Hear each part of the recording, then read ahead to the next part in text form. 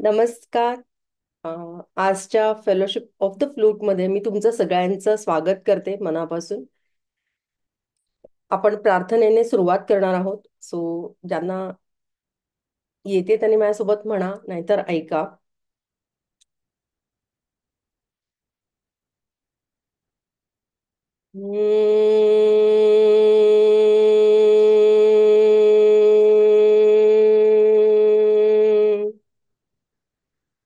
पूर्णमद पूर्णमिदं पूर्णात् पूर्णमुदच्यते पूर्णस्य पूर्णमादाय पूर्णमेवावशिष्यते.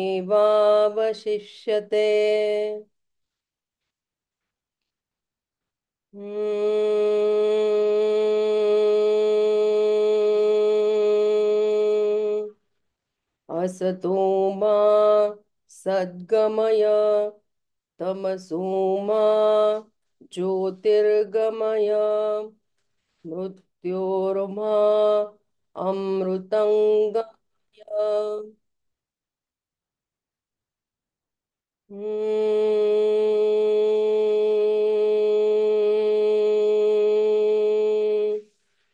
शांती शांती शांती.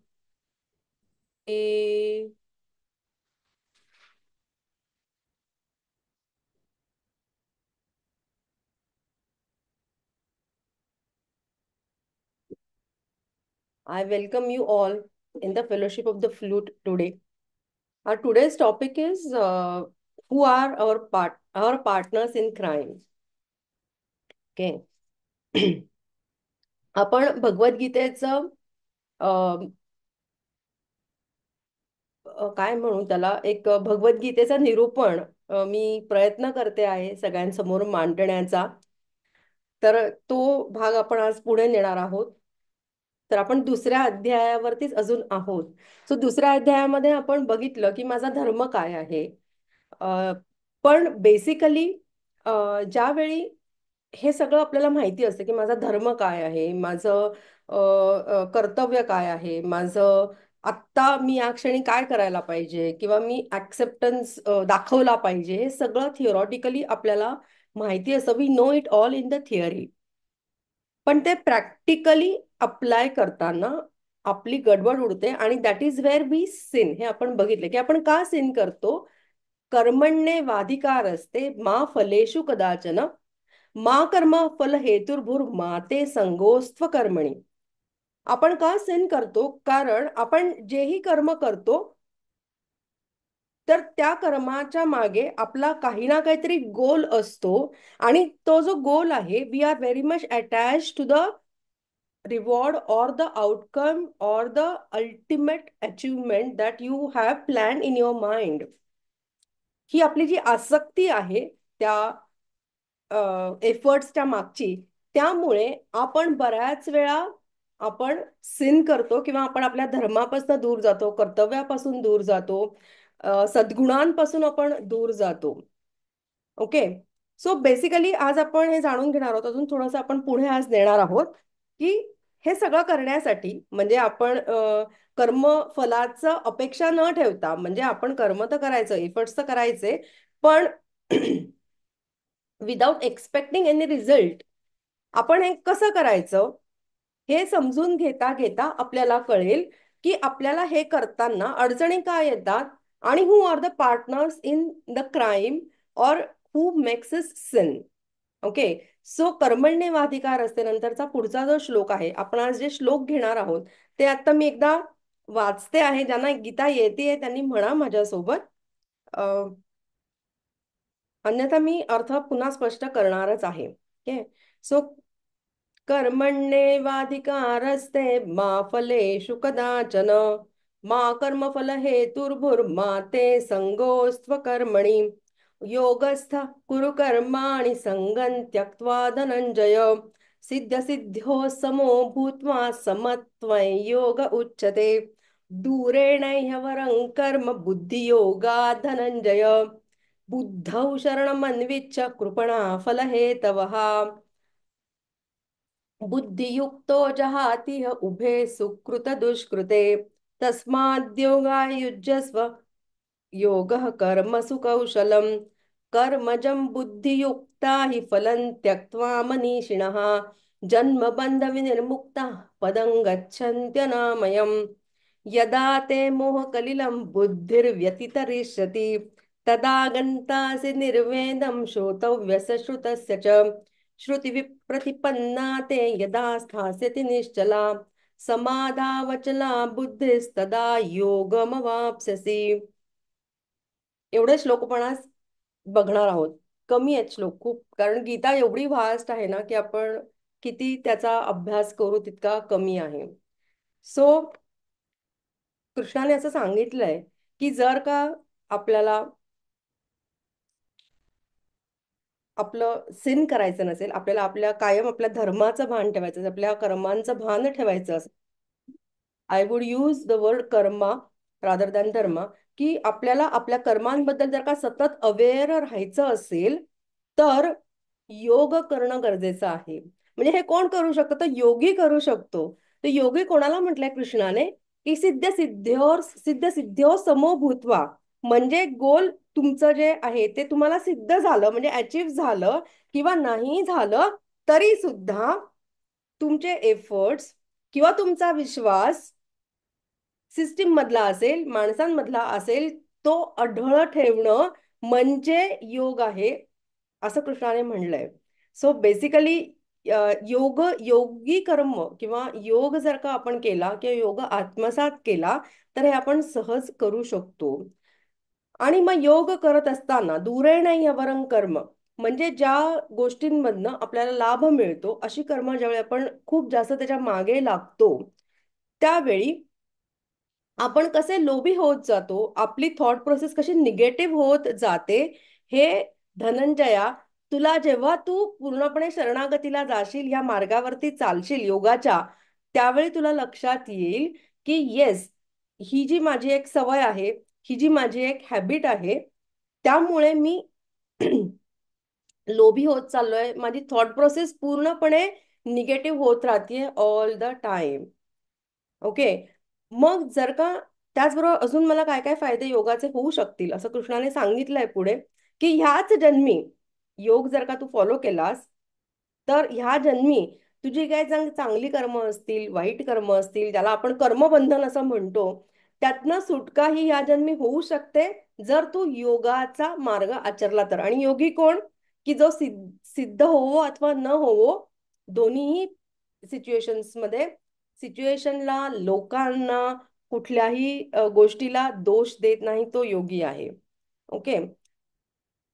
त्यानंतर आपण जर पाहिलं कर्मजम बुद्धी युक्ताही फलन त्यक्त्वा मनीषिणः, म्हणजे ऍक्च्युली कसं आहे की जर का तुम्हाला खरोखर यातनं मुक्ती हवी असेल तर कर्मजम बुद्धियुक्त आहे, म्हणजे बुद्धी आपली, जे इंटलेक्ट आपला जो आहे, हा आपल्याला आपली कर्म करताना आपल्याला कायम लक्ष पाहिजे, ओरिएंटेड पाहिजे, आपलं गोल ओरिएंटेड पाहिजे. आजकाल स्मार्ट गोल्स पण असतात ना सगळीकडे,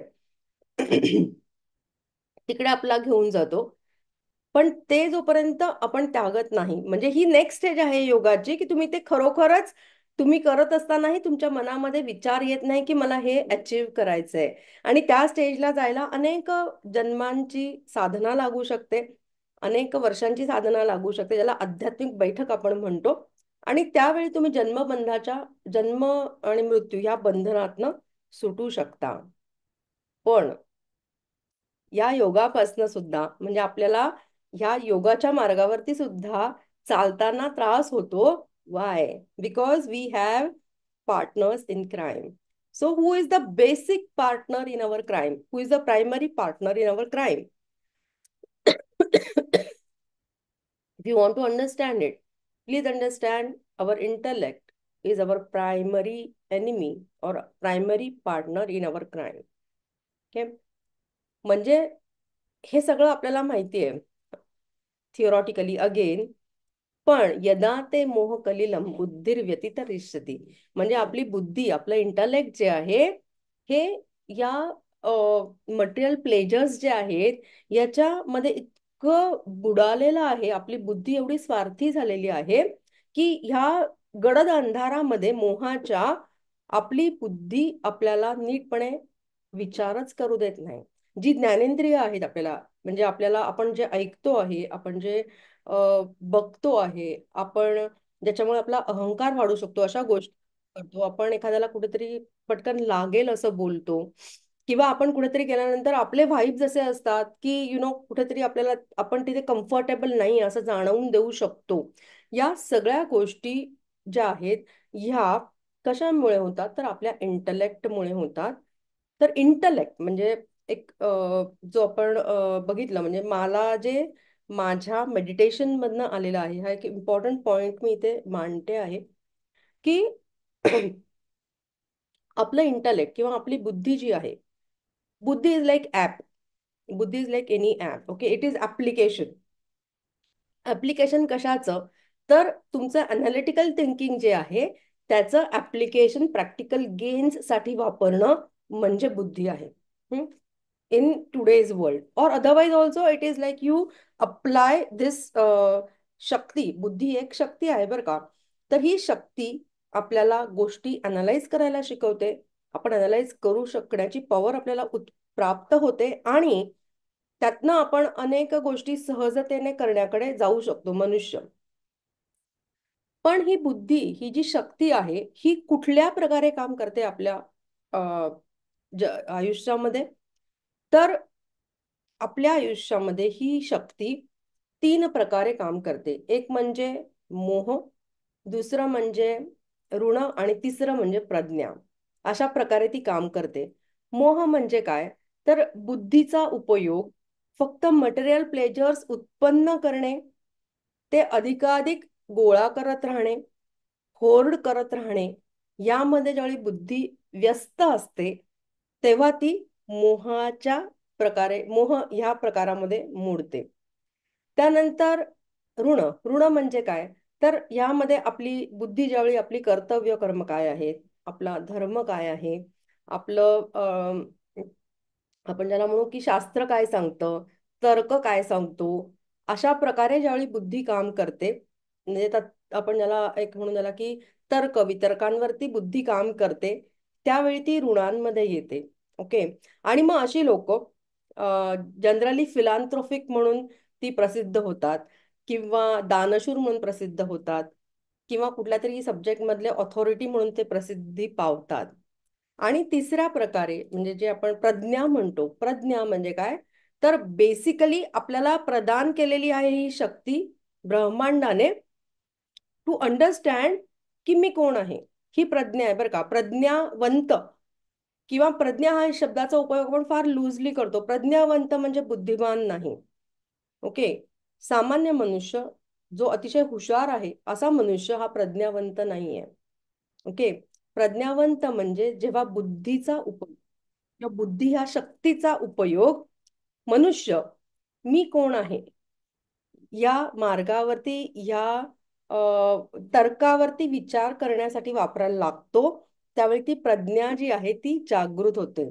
सो मोस्टली आपलं काय होतं ना, की आपले म्हणजे ओव्हरऑल जर आपण विचार केला, तर आपली ही शक्ती जी आहे बुद्धीची, ही आपल्याला मोह आणि ऋण यामध्ये आपल्याला बांधून ठेवते. की बिकॉज ऋण ज्यावेळी आपण, ऋणासाठी ही बुद्धीची शक्ती जागृत होते, सामाजिक कर्म सुद्धा करू शकतो. सो एक समाजकारणी म्हणून सुद्धा तो नावारूपाला येऊ शकतो. सो जनरली कॉम्बिनेशन असतं आपलं मोह आणि ऋण यामध्ये या शक्तीचा वापर होणं यासाठी. सायंटिफिकली जर का बुद्धी बघितली तुम्ही, तर बुद्धी 7 प्रकारची आहे. एक आहे, ती आहे लिंग्विस्टिक इंटेलिजन्स. एक आहे ऑडिओ व्हिज्युअल, म्हणजे तुम्हाला शेप्स आणि सायझेस जे आहेत त्याच्याबद्दलचा इंटेलिजन्स. त्यानंतर लॉजिकल आणि मॅथमॅटिकल इंटेलिजन्स आहे. त्यानंतर एक आहे तो म्युझिकल, म्हणजे स्वर जे आहेत त्याच्याबद्दलचा इंटेलिजन्स आहे एक. ओके. त्यानंतर कायनेस्थेटिक म्हणजे आपल्या शरीराबद्दलचा इंटेलिजन्स, आपल्या शरीरामध्ये काय घडतंय, आपलं शरीर कशा प्रकारे आपल्याला रिस्पॉन्ड करतंय याच्याबद्दल भान असणं. हा एक कायनेस्थेटिक इंटेलिजन्स. पाचवा इंटेलिजन्स जो आहे तो इंटरपर्सनल आहे, जो ऋण ह्यामध्ये मोडतो बरं का. आणि सातवा इंटेलिजन्स आहे तो आहे इंट्रापर्सनल इंटेलिजन्स, म्हणजे स्पिरिच्युअल इंटेलिजन्स. म्हणजे मी कोण आहे, ज्याला आपण म्हणू की knowledge about my self is intrapersonal intelligence. म्हणजे हे सायंटिफिकली प्रोव्हन आहे. आणि जर का म्हणजे सायंटिफिकली बोलायचं झालं तर इंट्रापर्सनल म्हणजे नॉलेज अबाउट माय सेल्फ, हा जो इंटेलिजन्स आहे हा रेअरेस्ट इंटेलिजन्स आहे. स्पिरिच्युअल इंटेलिजन्स हा रेअरेस्ट इंटेलिजन्स आहे.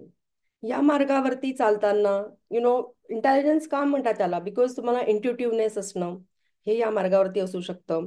काही सिद्धी प्राप्त होणं म्हणजे तुम्ही बोलल्यानंतर गोष्टी खऱ्या होणं, ह्या याच्यामध्ये प्राप्त होऊ शकतं. परंतु अल्टिमेट गोल जो आहे तो आहे की बाबा मी कोण आहे इथेपर्यंत पोचणे, आणि तिथे असताना ती साधना जी आहे ती कंटिन्यू करणे, हा त्याचा अल्टिमेट गोल आहे. Okay. So basically I am not trying to tell you की जन्मल्या जन्मल्या तुम्ही आता ज्या वयामध्ये आहात, जे टीनेजर्स आहेत, की तुम्ही आत्ता सुरुवात करा आणि उद्या सगळा संसार सोडून द्या, असं आपल्याला करायचंच नाहीये. आपलं पर्सनल लाईफ असेल, आपलं प्रोफेशनल लाईफ आहे, आपलं सोशल लाईफ आहे, हे सगळं करत असताना आपण मोह आणि ऋण यामध्ये ह्या शक्तीचा वापर ऑलरेडी करतोय.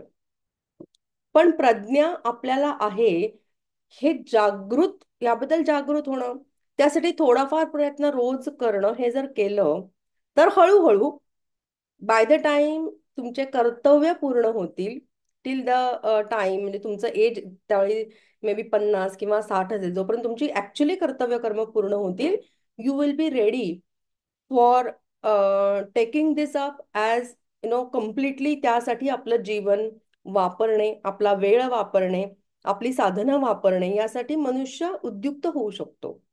ओके.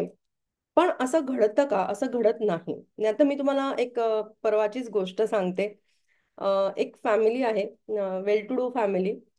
एका ओव्हर अ डिनर त्यांची जी पीस आहे ना ती पूर्णपणे तुटली, म्हणजे पूर्णपणे ती भंग पावली. बिकॉज त्यांच्याकडे एक जण गृहस्थ जे जेवायला आले होते, त्यांचे पाहुणे होते. त्यांनी त्यांना सांगितलं की तुमची वास्तू ही अतिशय वाईट आहे आणि ह्या वास्तूमध्ये तुमचं कधीच प्रॉस्परिटी होणार नाही, असं बोलून तो जो पाहुणा होता तो निघून गेला. पण संपूर्ण फॅमिली वॉज लाईक आपलं काही खरं नाही आता. आणि मग हळूहळू पुढच्या 1-2 आठवड्यामध्ये त्यांचं घर अनेक प्रकारच्या पट्ट्यांनी भरलं, भिंतींवरती, ओट्यावरती, अशा कुठे कुठे काय काय पट्ट्या, वेगवेगळे स्टिकर्स वेगवेगळे, कुठेतरी यंत्र, त्यानंतर सामान इनकन्व्हिनियंट मॅनरमध्ये अरेंज करून ठेवलेलं वगैरे, असं सगळ्या ह्याच्याने त्यांचं घर भरलं. आणि दे वर फ्रँटिकली लुकिंग फॉर न्यू होम. त्यांना कोणीतरी माझं नाव सांगितलं की तुम्ही मॅडमला विचारा, आहे असं काहीतरी तुमचा खूप गोंधळ उडालेला दिसतोय, तर तुम्ही विचारून बघा एकदा. सो ते कन्सल्टेड मी. मी वास्तू विजिट पण केली त्यांची, त्याला एनर्जाईज केलं. आणि मी त्यांना विचारलं की तुम्हाला कोणीतरी असं सांगितलं की तुमची वास्तू अतिशय वाईट आहे. त्यानंतर जे जे लोक येत गेले, वेगवेगळे लोक ज्यांनी ह्या सगळ्या गोष्टी लावल्या, त्या प्रत्येकाने तुम्हाला काहीतरी वेगवेगळ्या गोष्टी सांगितल्या, आणि त्या तुम्ही का ऐकल्या ह्याचा विचार करा. जस्ट थिंक अबाउट इट, की मी हे का ऐकून घेतलं यांचं, आणि त्याप्रमाणे मी का वागले तसं, किंवा की मी असे चेंजेस का केले घरामध्ये. जे आपण ऐकतोय, जे आपण बघतोय, आपण जी तुलना करतोय, ही जी तुमची इंटलेक्ट तुमचा जो आहे हा तुम्हाला अ, असं वाटतं की मी ह्या घरामध्ये प्रॉस्परिटी मला मिळू शकत नाही. So these are partners in crime. So basically हे तुम्ही सुद्धा लक्षात ठेवा की त्यांची एवढी अ, जी फ्रँटिक अवस्था झाली, एवढी जी एन्झायटीची अवस्था झाली, त्याचं कारण काय आहे? Because they were listening to the partners in crime, आणि the primary partner in crime was their intellect, which was telling them की येस, या घरामध्ये माझी प्रॉस्पेरिटी नाहीये. आणि हे आपल्या सगळ्यांमध्ये होतं. So after I ask them की तुम्ही विचार करा की मी का या सगळ्यांचं सगळं ऐकलं, आणि का या सगळ्यांचे सल्ले मी नाही केली. किंवा हे सगळं मला खरं का वाटलं? Why did I really believe it, की ही वास्तू खरोखर वाईट आहे? किंवा ज्या त्यांनी गोष्टी सांगितल्या अनेक प्रकारच्या, की असं होतं मग असं झालं, तसं होतं तसं झालं, या सगळ्याला मी बिलीव्ह का केलं? Do we really believe certain things immediately? आपण किती त्याला कीस काढतो, and then we come to understand हे ट्रूथ आहे. आपण किती चिकित्सा करतो. So why did you believe this? हे तुम्ही स्वतःला विचारा, अँड यू विल अंडरस्टँड. हे तुम्ही सगळ्यांनी पण आपण करून बघा, ज्या ज्या वेळी आपण अशा प्रकारे फिक्समध्ये जीवनामध्ये येतो. तर तुमचा इंटलेक्ट जो आहे, तो तुमचा प्रायमरी पार्टनर इन क्राईम आहे, जो तुम्हाला सांगतो की नाही नाही, मला तर प्रॉस्पेरिटी हवी आहे. म्हणजे काय? तर मला मटेरियल प्लेजर्स हवेत, आणि हे मटेरियल प्लेजर्स मला अजून वाढवायचे आहेत. आणि मग लोक जी तुमच्या संपर्कात येतात, ज्यांचे तुम्ही सल्ले घेता, ते आणि सिच्युएशन्स हे सेकंडरी पार्टनर्स आहेत. त्यांना किती महत्व द्यायचं हे तुम्ही ठरवू शकता. हे तुमच्या हातामध्ये आहे, ही शक्ती तुमच्याकडे आहे. पण आपण प्रायमरी जो पार्टनर आहे, त्याला एवढं अंधारामध्ये ठेवलेलं आहे, त्याला एवढं मोहामध्ये आपण त्या शक्तीचा वापर करतोय, की आपल्याला हे कळतच नाही की काय खरं आहे आणि काय खोटं आहे. ओके. मी त्यांना सांगितलं, एनर्जाइज केल्यानंतर, प्लीज अंडरस्टँड की तुमची प्रॉस्पेरिटी म्हणजे काय आहे, तुमची डेफिनेशन काय आहे प्रॉस्पेरिटीची. You have enough money, you have good money, you have extra money, you have invested money. So what is prosperity? म्हणजे ह्याच्यापेक्षा अजून प्रॉस्पेरिटी काय आहे? You have everything. तुमचा बिझनेस आहे जो व्यवस्थित रनिंग आहे. So why are you so much so frightened? आणि तुमच्याकडे केवढा पैसा आहे? Just think about it. Then they started relaxing. ते सेड, अरे मॅडम तुम्ही बरोबर सांगताय हो. मी तितके घाबरलो होतो. आय मीन देवर लिटरली एका दिवसात ते चार चार पाच पाच घरं बघून येऊन मला व्हॉट्सअपवरती फ्लोअर प्लॅन्स पाठवत होते. ओके. सो बेसिकली दिस मेड देम व्हेरी काम. आय टोल्ड देम, आपण एनर्जाइज केलंय घराला. त्यांना एक एक्सरसाइज पण मी सांगितलं की तुम्ही हा रोज करा. आणि त्यांना सांगितलं की तुम्ही आता घरामध्ये कुठल्याही गोष्टी हलवू नका. जे तुमचं कन्व्हिनियन्स आहे ना, त्याला कंटिन्यू करा. डू नॉट मूव्ह द सामान इकडे इनकन्व्हिनियंटली इकडे तिकडे ठेवू नका. मी तुमचं घर जे ब्युटिफुल आहे, ते पण तुम्हाला इनकन्व्हिनियंट वाटायला लागलंय. तुमच्याकडे जे लोक येतात त्यांना, तुम्हाला स्वतःला इनकन्व्हिनियंट वाटतंय. So why live in this home? अशा प्रकारे गरज नाहीये. आणि अंडरस्टँड की काय घडतंय माझ्यासोबत. तुम्ही रिलॅक्स्ड असाल तर तुम्हाला कळेल. आणि जर का तुम्ही पॅनिक मोडमध्ये गेलात, तर तुमची बुद्धी तुम्हाला वेगळ्याच ट्रॅकवरती घेऊन जाईल. So please understand what is my what is the primary partner in my crime. मी सिन करते, ते करत असताना मला कोण प्रोत्साहन देतं? माझा इंटलेक्ट. बिकॉज माझं इंटलेक्ट, माझी बुद्धी, ही पहिले जे पाच आहेत ना, म्हणजे लिंग्विस्टिक स्किल्स, आपल्याला जे दिसतंय ते, आपल्याला ऐकायला येते ते, हे सगळं आपण आपल्या स्वार्थासाठी वापरतोय.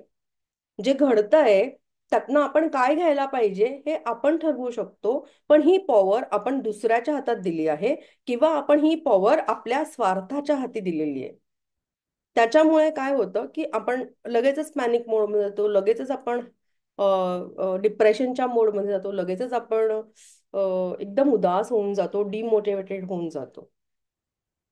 सो ज्यावेळी तुम्ही हे अंडरस्टँड कराल, म्हणजे जे म्हणलं आहे भगवद्गीतेमध्ये, की तदा गंतासे निर्वेदम श्रोतव्यस्य श्रुतस्य. तू काय ऐकतोयस, तू काय बोलतोयस, तू काय बघतोयस, हे सगळं करत असताना जर का तू योगाचा, म्हणजे एक बॅलन्सचा वापर केला. योगाला इथे ऍक्च्युली कृष्णाने बॅलन्स या शब्दाने वापरलेला आहे. ओके. की तू बॅलन्स्ड मॅनरमध्ये याला बघ. तुझ्या बुद्धीचा उपयोग तू बॅलन्स्ड मॅनरमध्ये कर. म्हणजे आता मी मध्ये एक उदाहरण शेअर केलं होतं, की एक यंग मुलगी माझ्याकडे आली होती. मुलगी नाही, ऍक्च्युली तिची आई आली होती. आणि ह्या मुलीला गेममध्ये खूप इंटरेस्ट होता. आणि तिला खूप ॲम्बिशन्स पण तिच्या होत्या. म्हणजे जी 10-12 वर्षाची होती. आणि कॉम्पिटिशन्समध्ये जाणं ह्यासाठी पुष्कळ वेळ तुम्हाला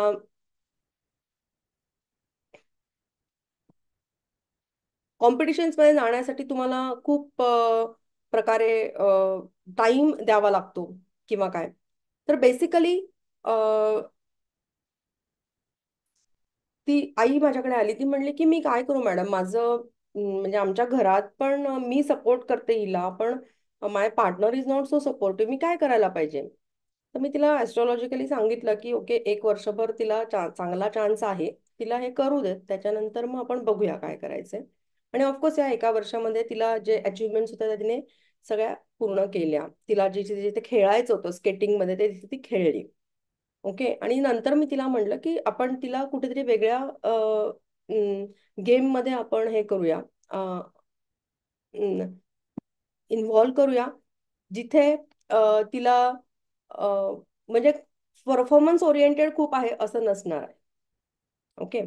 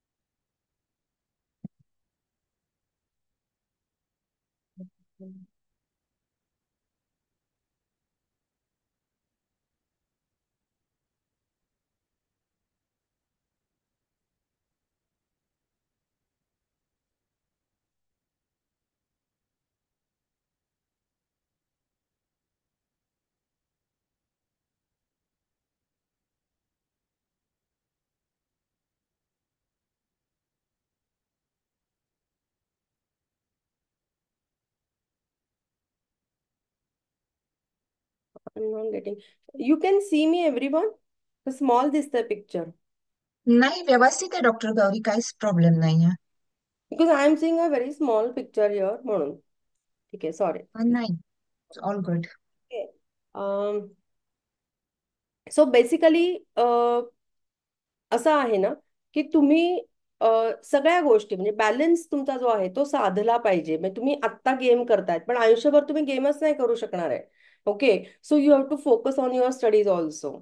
Okay, so after 1 year, this girl is able to focus on her studies also. She is more inclined now towards, formal studies असं. सो बेसिकली असं नाही आहे की आपण हे करतोय तर हेच करायचं आहे. आपल्याला बॅलन्स ठेवणं हे पण तेवढंच गरजेचं आहे. ओके. म्हणजे आज पण एक माझ्याकडे अशी तरुण मुलगी आली होती आणि शी वॉज अ लॉयर आणि she was working with Infosys actually. आणि तिने काही एक 7-8 महिन्यापूर्वी नोकरी सोडली बिकॉज शी वॉज लाईक की मला जे आवडतंय ते मला आता करायचंय म्हणून मी नोकरी सोडली असं तिचं हे होतं.